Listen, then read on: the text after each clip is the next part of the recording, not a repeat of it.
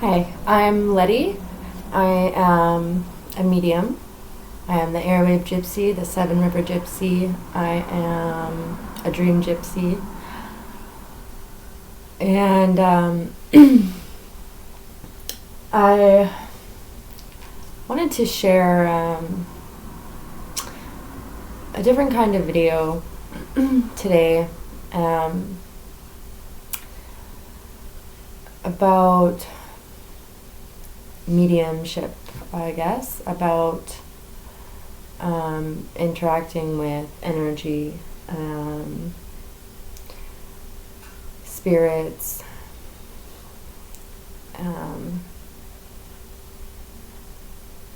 entities. So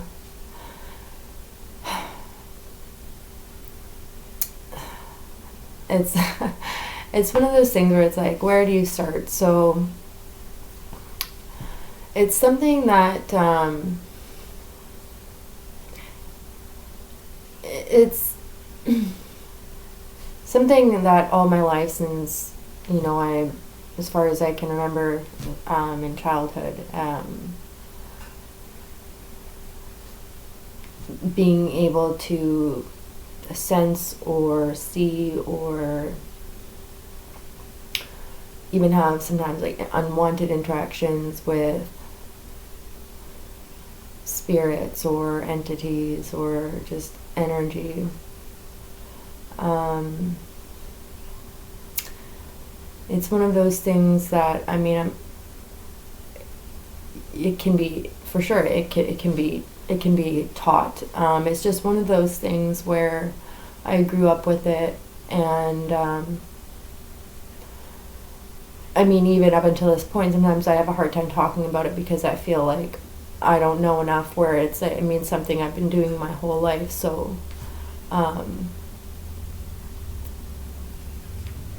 indeed, it's something that I have enough experience or knowledge on to at least share it with somebody.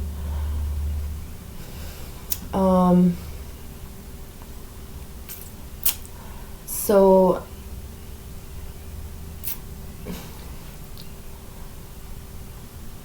even things like just a knowing, knowing things, that'll happen before they happen, or without any rhyme or reason why you might know that. And see, that's where it all ties into all kinds of stuff I have written down. But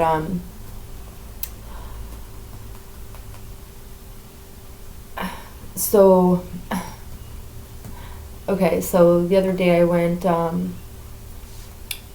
looking for my ghost that I felt. There's many of them of me, right, wandering the world on different planes and different realms, and feeling like I'm being guided to go look for these ghosts of me. And so I did that. I went down to Dead Man's Path, where I spent a portion of last year homeless in this place, and in the midst of my addiction and my life falling apart even deeper so than it had, and so I went looking for my ghost here, and so the interesting thing about this is, as a child, actually in this house where I am, wasn't my childhood home, but a family member, and this is the first place that I used a Ouija board and had a crazy experience with that. And then so that same family member who had taken me and my cousin, he would take us down to Dead Man's Path when we were young. on like Halloween and stuff, and it's like this trail, this like bush area, and he would take us there when we were young, and so now I'm here, you know, kind of recovering from my addiction now as I'm older, in the same spot where it kind of all started. And so this all must have tie-in somehow, but and Dead Man's Path, where I didn't actually realize that's where I was last year until the end. But I remember thinking to myself, man, this reminds me of Dead Man's Path. Like I remembered it from my childhood, but I never remembered where it was or how we got there, or like, you know, but I remember being there and I'm like, man, like this just, it reminds me of that. And my uncle had said, yeah, that's it. And so it was like this crazy foreshadowing in my life that happened, you know, when I was a young child. And so that was crazy. And near there was like this old asylum. And I think lobotomies would take place there, and it was asylum anyways of sorts. And then as well, apparently, you know, there was this witch tree there where there was a witch burned. And so just like a crazy grid in of itself, and it was just like just a crazy foreshadowing and like full circle kind of of my life. But anyway, so I went looking for my ghost there because I felt like she got lost or like left behind. And indeed, there's many of me, you know, when you have like a powerful experience or traumatic experience or any kind of really heightened charged experience within, you know, a charged grid, or, you know, and then on top of that you say like have like, you know, with your addiction, if you're using a certain substance, that your spirit will, you know, exit your body because it's not a habitable place, so, or it'll get lost, you know. And so I've been looking, and so I went down there and it was pouring rain. I was walking for a long time, and then I heard I've got promises to keep and miles to go before I sleep, and she was telling me that she was on a mission, basically, like she was. So that brings me to this where we're exactly where we need to be, and there's different versions of us in different realities or realms or planes of existence that are where they need to be for a reason. They've got a mission they're fulfilling. There's reasons that we leave perhaps pieces of us in certain places, and they act as guides for ourselves, not only for ourselves but for others, or perhaps, you know, they came to like a certain environment, they become the spirit of that environment. So I'm kind of just free-flowing here because it's difficult to know really where to start. So when we think of like energy cannot be created or nor destroyed, only transferred or you know, changed in form.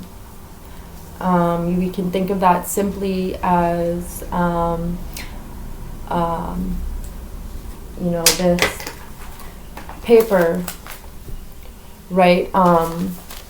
It was at one point, you know, a tree, or like this wooden chair was at one point a tree, you know, and you know, we even think of like, I mean, there's the physical, but there's also like the essence or the energetic form, you know. All energy is the same. I mean, within the universe, it's never really created nor destroyed, but it's just transferred or changed. So, and that goes, I think, with the spirit, or the soul, you know, it's, So in that sense, it's, when we talk of like mediumship or interacting with energy or entities or different spirits, it's there, and so, because it has to be somewhere, wherever that is, right? So, even things like say, tarot cards, it's a way to divine or interact with energy, just like the energies, and also spirits and things like that. But I mean, you could use anything. I mean, you don't even have to use anything. You can just use your own perceptions. You could use anything, right? There's so many different divinatory tools and that have been used. Not that you need them, but it's just it's another tool to basically for that energy or spirit or entity to express itself through, right? In a way, it's right? It's like electronics, right? It's just a way for a direct connection or communication for it to express itself. Same as like a Ouija board and things like that. So, because when we think of energy, energy inherently, as a law, will express itself. It's what energy is. It's an expression, and so. So there are certain ways that are easy for our mind to understand or perceive these communications or these expressions, such as like with cards, right? And there's ways that our mind can't necessarily conceive of or understand, but our body is still perceives and picks up on, and our energetic field still perceives and picks up on, but we're just not understanding what it is exactly picking up. So, because everything is data, energy is data, and we ourselves are antennas and receivers and transmitters and processors of this data. Constantly, all of the time, whether we're aware of it or not. So, like our hair is actually, it's they're like antennas, like they're always there. They pick up data and information. Everything is, right. Our emotions are. We aren't our emotions. Our emotions are data that it is being perceived or transmitted from our mind or perceived, right? So everything's data. Like our thoughts are not our thoughts, because that's where like telepathy and things like that come in, because we're constantly picking up and perceiving information and data all the time, and we're just not necessarily aware of it. And that'll depend on your environment, the people in it, the things in it, and so forth, right? And just as much as we're picking up, we're sending out. It's not just energetic, it's also like, it is, like, as in like the woo-woo energetic vibes and that, right? Which is, it is, that's the, but it's also things like thoughts, right? Like, you might, it's like, you don't understand why your mood is suddenly shifted, or, or why you're having these, suddenly like,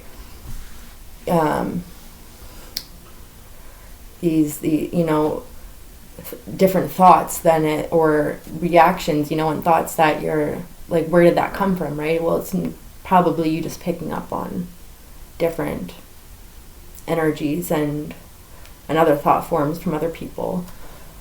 And so that's where, you could read your environment, you could read likely people's minds, right? Like and so that's what it is. And so everything's data, and we are constantly sending out and receiving data. And that's just all there is to it. And so that goes in so many different ways, but with mediumship, there's that, right? And so there's ways that energy, spirits, entities, people, whatever it is, can interact or express itself in easy or direct ways. It's like, almost like a direct current, right? A current of like least resistance, in a sense, that our mind can conceive of and pick up on and understand. Then there are ways where our mind isn't able to conceive or understand it or perceive it, but our energy does, or our body does. So we might, feel like a sudden fear, or where you feel like there's like something there, or just like an eerie feeling, let's say, or you just know, but you don't know what, right? And so we'll often mistake that for, say, like it's something to be fearful of, or it's a negative or bad energy or spirit, when it's not necessarily. It's just that we don't know how to perceive it or how to understand it, and so then because we are afraid, because we fear what we can't understand, we perceive as a threat. So but what's happening is our body is picking up on something that our mind can't comprehend or perceive, but our energetic field or our body, hair stands up, like it's able to perceive it. It's able to interact with it, but we're not understanding it. So that's a communication, right? It's just in a way that sometimes we're not sure how to categorize it in our mind. So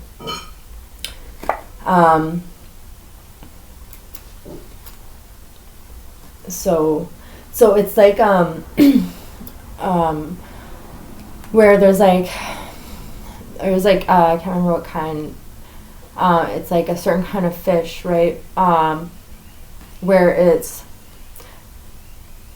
like if you have like these fish in a pond, but they've got eyes just on the sides of their heads, so they can perceive only, like peripheral to the sides. They can like swim, turn around, they can kind of see that, but they can't see up and they can't see down. So they can only conceptually perceive their peripherals, right? But not up, not down. So, this fish, unless you were to like pick it up and have it look right at you, it wouldn't know really that you exist, right? And that it exists in this pond, and that there's a world above it, outside of this pond. But say if you stood over it, it would see your shadow, and it might get scared, because it can see or sense something, it doesn't know what, but it's a shadow, right? That's within its peripheral. So it's like that.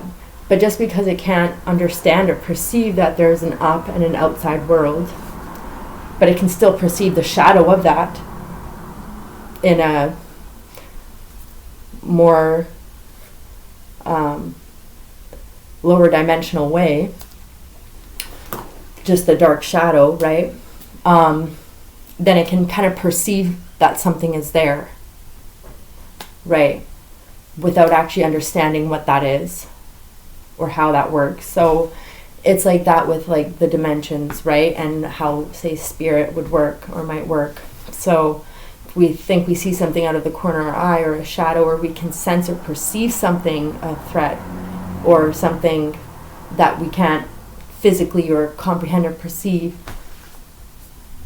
it, but it's there. So it's like that with spirits, and different entities where they're in a different dimension. And that's where it's not like this woo-wah, right? But it's like there are dimensions that we can't perceive, we can't see, we can't understand because we not physically experienced it, right? But it's still there. That doesn't mean that it's not there. And those higher dimensions can still interact with us directly, where we can't necessarily fully connect with it directly, just like the fish, right? So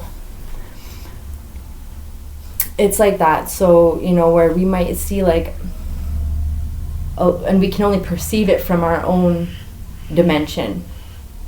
So we're not really even getting a full necessarily picture, right? So we might see a shadow or something of a higher dimension, from a higher dimension. We can't totally understand or perceive or comprehend it, but we can sense it. So that's where like they can more directly interact with us if it's from a higher dimension than we can with them. Which same goes for like lower dimension, right? We can maybe more interact directly with it than it can with us. So that's kind of how the best I can explain it at the moment on how, say, a mediumship would work. So that's where, there are ways that we can interact with those things in different ways. I could open a dictionary and have a conversation with a spirit or an entity, or read the energies around. And I do that all the time. I'll open a dictionary and I do that. It's like no different than like a tarot card or a Ouija board or just like, drawing or scrying in any kind of way. It's like that. It's just giving it a direct, it's like giving it a direct line. So in ways that are maybe easier to comprehend or understand, but you don't need these tools. Dream travel, like that's another thing, different dimensions or planes of existence, and the way that there's like, if you like imagine, it's kind of maybe a different topic for a different day, but where it's like imagine me getting up and moving, and like every time I move I'm going, but there's a version of me that's still sitting and then standing and then moving, right? It's like those, or like when you turn off TV and that image is like still there, like on those old TVs, things like that. It's like a whole different thing, but different planes of existence and dimensions that are above our direct perception and comprehension, as with lower. So and so I don't know, that's the best that I can explain that. So I think that's where I'll stop for today. I think I kind of got out what I was trying to convey to the best of my ability at this moment. I didn't really know where to start or how to kind of tie it all in. And there's more, but I might even come back and I can explain this in a more concise, compact, concise way. But for anybody who's maybe just wondering or been having these experiences, or I just wanted some more information, it's one of those things where it's like, it's a tough thing to like, I mean, when you have nothing to learn from, like for instance me as a child all the way up until now, it's something that I've had to test with my own experience, my own theories, and then test them. It's one of those things where it's like,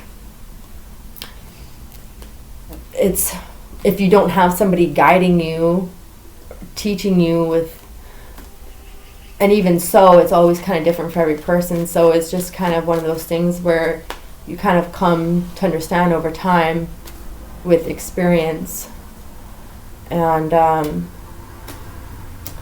yeah, so I hope this helps somebody. And you know, maybe I can do another video and talk more about it. But let me know your guys' experience, you know, what that was like, or what your, how you have kind of worked with it through your life. But yeah, I hope this helps somebody. Anyways, cheers.